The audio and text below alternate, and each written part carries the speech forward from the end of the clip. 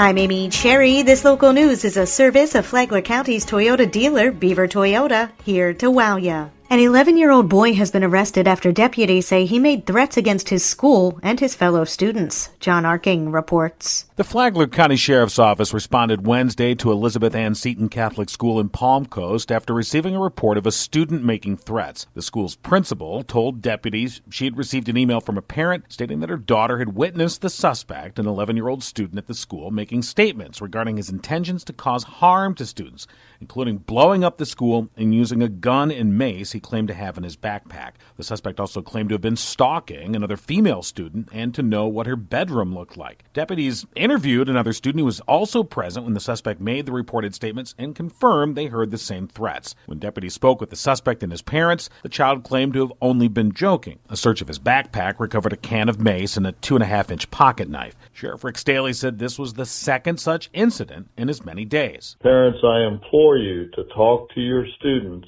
talk to your children, that they should not make, write, or say anything that would imply a threat to a school or to injure someone. This is not how you resolve issues and disputes at school. We take every threat seriously, and if your child violates Florida law, we have no choice but to arrest them. The 11-year-old was arrested and charged with false report of a bomb before being released into the custody of his parents. From the WNZF Newsroom, I'm John Arthur.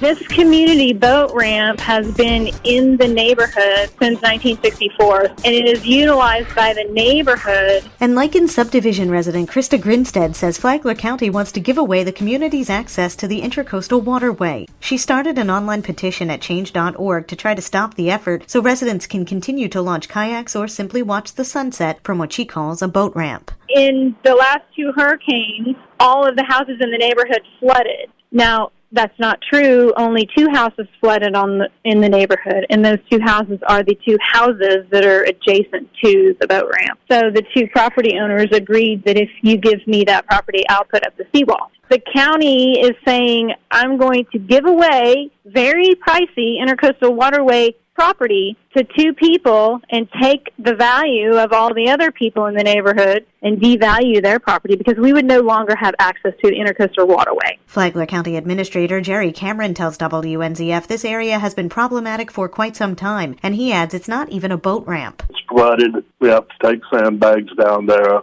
all the time. If we can condition it, that's up to the commission. That if they get it, they would have to do a seawall. But the state law allows local governments to vacate unused right-of-way that doesn't have any future, which that doesn't. People think it's a boat ramp. It's not.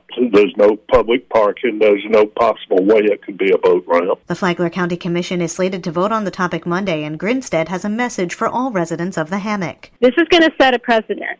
If they give this county land to two property owners that are adjacent to this land, there are 3 or 4 other community boat ramps along the Intercoastal Waterway that are currently usable as well. Is this going to happen to every community boat ramp in the hammock? Cameron says this is the first time they've tried to do this, but he notes it's a fairly common practice, and he insists. The answer is no, we're not seeking opportunities to vacate land.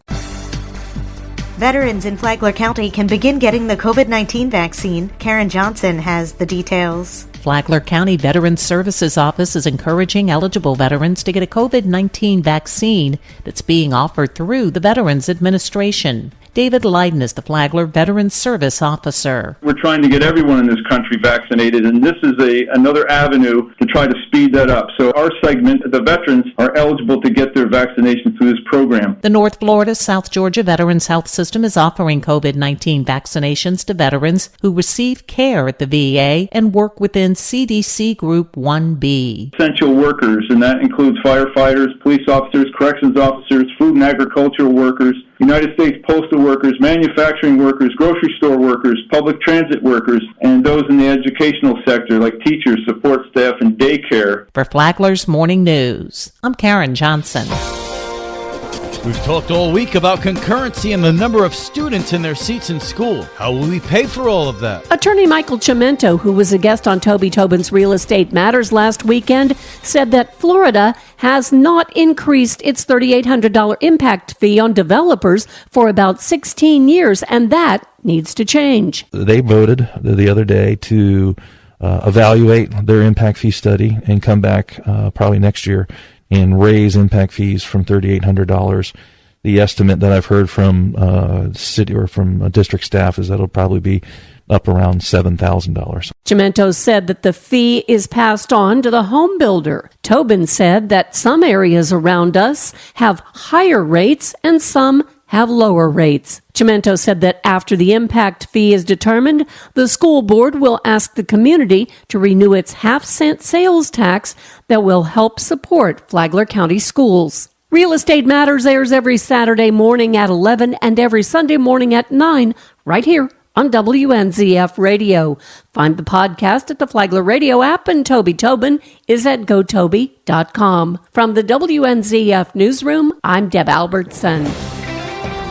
Flagler County's cold weather shelter will be open tonight at the Church on the Rock in Bunnell. Sue Bickings is chairwoman of the Sheltering Tree, which runs the operation. The shelter will open at 5:30 p.m. and close at 8 a.m. the following day. If you are in need of shelter or have no heat at home or are living in your car, join us at Church on the Rock on Friday, January 29th at 5:30 p.m. We will be ready with a warm cot and 2 great meals for you. It's located at 2200 North State Street in Bunnell. And now you're up to date on Flagler's Morning News. I'm Amy Cherry.